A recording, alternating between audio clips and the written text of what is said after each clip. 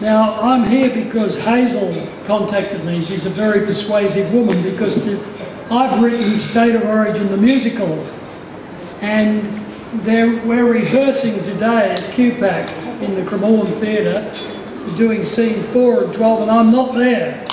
So I should be, but I preferred to come to this event.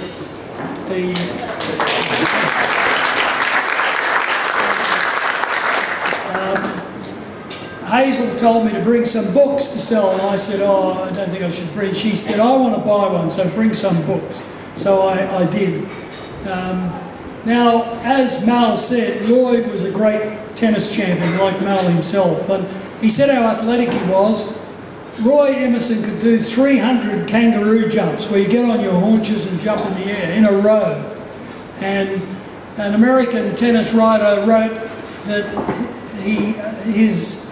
over his 165-pound, 6-foot frame, his skin was stretched like a bongo drum. And Manuel Santana, Wimbledon champion and Spanish player, said that Emerson has the strength of a bullfighter. So, and Fletch, who I wrote the book about, the great Fletch and Roy's lives were entangled. But Fletch was the opposite of Roy. He didn't train, he couldn't do any kangaroo hops, but he had the best forehand in the world. Hopman twice wrote Ken Fletcher had the best forehand in the world. And Alan Stone told me when I interviewed him for the book that Ken Fletcher gave the world the forehand because he hit it with tremendous topspin. Now I said Roy and Ken's lives were entangled. They were entangled more than you can imagine. It's got to do with Blackbutt, I'll tell you in a second. They were in the same Davis Cup team together that won in 1962 in Brisbane, that won the challenge round. They rebelled against the Tennis Association, LTAA, together and went overseas. And when Fletch was interviewed, he said, we don't live in bloody Moscow. We can go overseas whenever we feel like it. That got him into a bit of trouble in those days. It wouldn't now. They won Grand Slam doubles titles together. They got to the Wimbledon final together. They played each other a lot, and usually Roy won, but I always savour the memory of the New South Wales Championship in 1962 when Fletch was down 2-1 against the fittest man in the world, Roy Emerson, and won in 5 sets, which was pretty amazing. And then Ken got to the final of the Australian a couple of months later without dropping a set. That's how good he could be if he applied himself, which he didn't necessarily. And they played each other at Wimbledon in 1965 when I was there. And Fletch had been, we went to Hong Kong. We'd been living in Hong Kong, going to nightclubs every night. He hadn't played on grass for 12 months, and he'd played the French and came over for Wimbledon, and Roy beat him at Queen's, love and love. So when they played each other on court number 2, no reporters came to watch because they thought this will be over in a hurry. And Roy won the first set 11-9, and Roy won the second set 6-4, and Fletch won the third set 6-3, and it was impossible to break Roy Emerson's serve on grass. But Fletch broke his serve to make it 6-all, to make it 7-6 in serving. And then Roy broke back, and Ken broke his serve again. He broke Roy's serve 3 times in a row, but each time Roy broke back, and Roy won 10-8 in the 4th. Because there were no tiebreakers then. What people have forgotten, and Mal would know, there were no chairs on the side of the court. There was no sitting down. When the umpire got in his stand at Wimbledon, he said, play shall be continuous. And Ken said he got into trouble there once because he walked over, it was a really hot day and it was 2 sets all and 20 all in the 5th, and he walked over and leaned on the wall. The umpire said, get off that wall. And Frank Sedgman told me he was involved in a long hot match and he sat on the stairs, the umpire's chair, and the umpire told him to get up.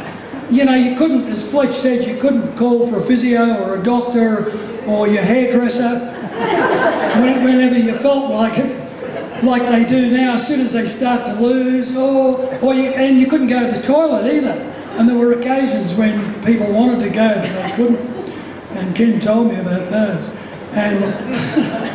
And so they knew each other really well. But in my research, what I was amazed to find, now Blackbutt doesn't realise how famous it was. It is.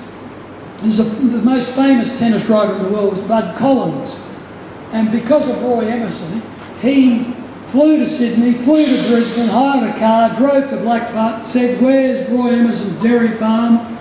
Went out, found the dairy farm, and he said, "The only thing left on the tennis court were the bottom of the two stumps." And he said they were like two ancient statues. And he collected some of the ant bed in a plastic bag and took it back to America. So that's how famous Roy Emerson is. And when I described the match where he and Fletch were battling it out, one of the tennis writers turned to me and said, "There's nothing between them." I'm reading from the book now. "In fact, these two champions were closer than everyone watching could have imagined." What no one realised, including Ken and Roy, was that both players had their roots firmly in Blackbutt. The enrolment register at Blackbutt State School for 1910 shows just 25 different surnames. One is Ethel May Willis, Ken Fletcher's mother, and another is Roy Emerson, double N, they changed it later, Roy Emerson's father.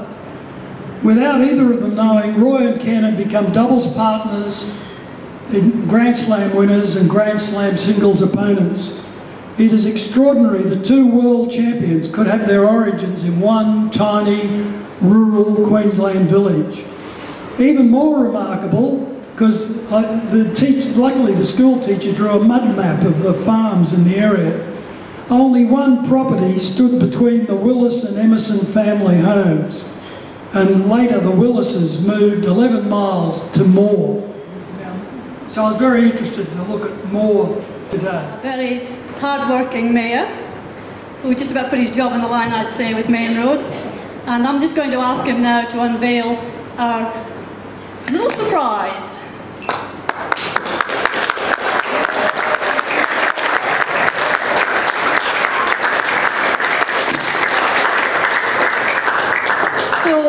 We were told, apparently, or the council were told, that we could not have a name attached to the word museum because cars would be driving along and bumping into one another. It would be okay to have the word museum, they wouldn't bump into that. So there's more to be said for Roy Emerson than we know. So this is a replica of what we're having. Would that be correct? So on behalf of Blackbutt District Tourism and Heritage,